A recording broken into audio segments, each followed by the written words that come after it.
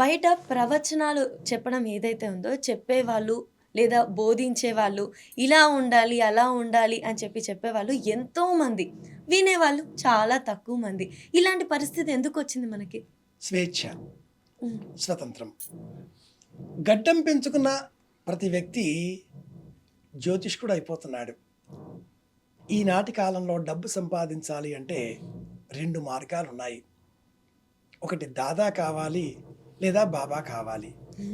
హిందువును అయి ఉండి సనాతన ధర్మాన్ని, హిందుత్వాన్ని ఇలా మాట్లాడుతున్నానేమిటా అని దయచేసి మీరు అనుకోకండి. చెప్పేవారు పెరిగిపోయిన ఈ నేపథ్యంలో చెప్పేవారు కూడా చెప్పకంటే పూర్వం కాస్త చదివే జ్ఞానం పెంచుకోవాలి, అవును. వినే జ్ఞానం పెంచుకోవాలి. చదవడం, వినడం ఈ 2 ఎంత ముఖ్యమో చూడడం కూడా అంతే ముఖ్యం.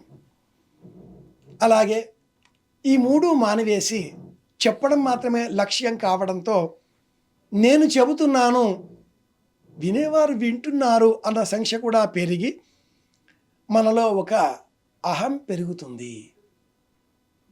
మనల్ని ఆశ్రయించే వాళ్ళు పెరగడంతో నేను గురువును అనేటటువంటి అహం కూడా పెరుగుతుంది.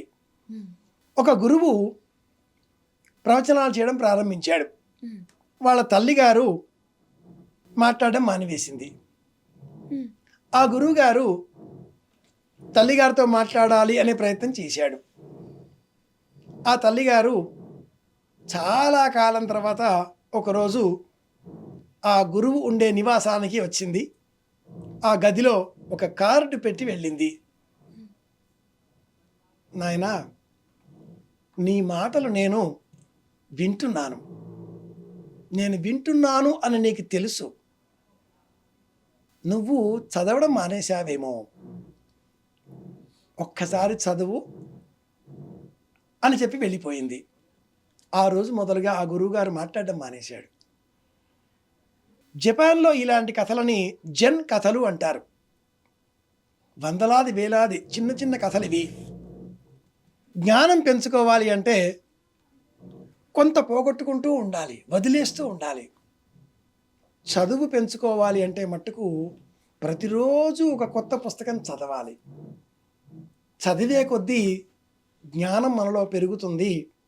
జ్ఞానం పెరిగే కొద్దీ మనం మాట్లాడడం మానేస్తూ ఉంటాం. నా పేరిది అని అనకుండా నన్ను ఈ పేరుతో పిలుస్తారు, ఇది మొదటి మెట్టు. నేనెవరిని అన్న ప్రశ్న వేసుకుంటూ వెళ్ళాలి, ఇది 2వ మెట్టు. ఒక ఈగ ఇల్లలుగుతూ ఆ పెండలో బురదలో దొరలి తన పేరు మర్చిపోయి పక్క జంతువులని నేనెవరిని అని అడిగింది. పేరు మర్చిపోయింది. ఇల్లలికిన ఈగ. ఈగ రూపం ఆ ఇల్లు అలకడంలో ఆ పెండ కసబు అందులో మునిగి తేలిన కారణంగా కొత్తగా కనిపించడంతో ఏ పురుగు, ఏ చీమ, ఏ దోమ, ఏ ఇతర జీవి కూడా ఇది ఈగ అని గుర్తించలేక అమ్మో కొత్తది అనేశాయి. నిజమే, నేను కొత్త. మిగతా ఈగలన్నింటికి కూడా నేను కొత్తగా కనిపించానంటే నేను ఈగని కానేమో, నేను పెద్ద ఈగనేమో, ఇంకేదో అలా అహం పెంచుకొని గురువుగా మారిపోయింది. ఆ ఈగ ఒక రోజున సున్నంలో, ఒక రోజున జాజులో, ఒక రోజులో ఇలా గోమయంలో, పెండలో ఇలా దొరలుతూ ఇల్లంతా అలుక్కుని అందంగా చేసుకున్న కారణం చేత రూపురేఖలన్నీ మారిపోయాయి. ఓ గురువు అయిపోయింది అనుకుందాం. హఠాత్తుగా ఒక రోజున పెద్ద వర్షం పడింది. ఆ ఈగ ఆ వర్షంలో తడిసి నిజరూపం పొందింది.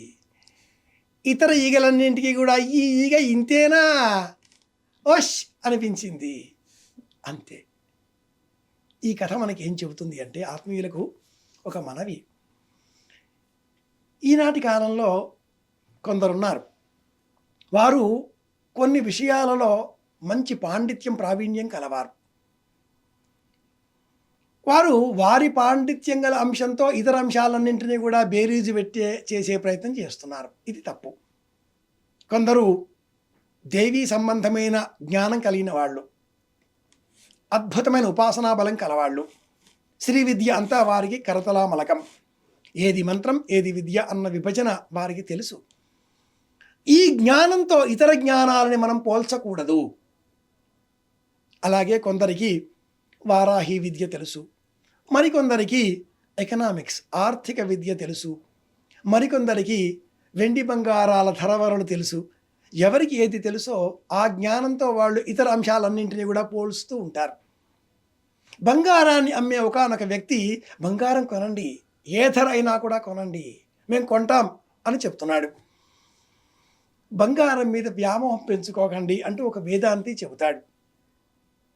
ఎవరు ఏది చెప్పినా సామాన్యుడు గందరగోళంలో పడిపోకుండా తన స్థాయి ఎంత తెలుసుకొని తన బుద్ధి ఏది చెబుతుందో ఆ ప్రకారంగా నడుచుకోవాలి.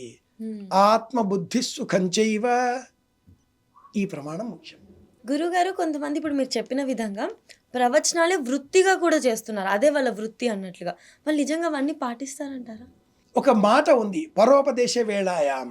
ఇతరులకు ఉపదేశాలు చేసే సమయంలో ప్రతి వ్యక్తి కూడా వ్యాసుడు, పరాశరుడు సామాన్యంగా చెప్పరండి బాబు.